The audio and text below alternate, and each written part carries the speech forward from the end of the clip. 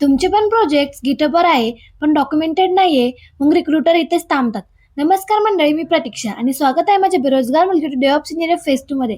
आज आहे फेज 2 चा डे 12 आणि आजचा टॉपिक आहे गिटहबवर प्रोजेक्ट प्रॉपरली डॉक्युमेंट कशी करायची. इंटरव्ह्यू अजून लागलेला नसला तरी रिक्रुटर तुमचा प्रोजेक्ट आधी गिटहबवरच पाहतो आणि तिथे एक गोष्ट खूप इम्पॉर्टंट असते, रीडमी डॉक्युमेंट.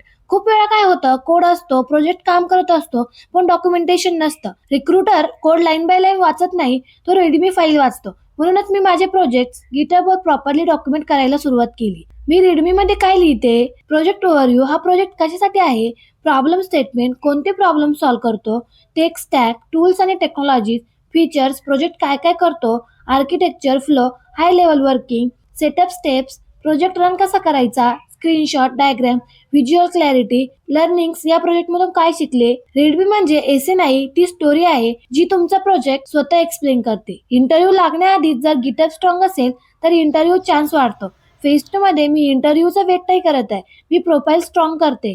आजचा टेकअवे इतकाच, good project plus clear GitHub documentation is equal to strong first impression.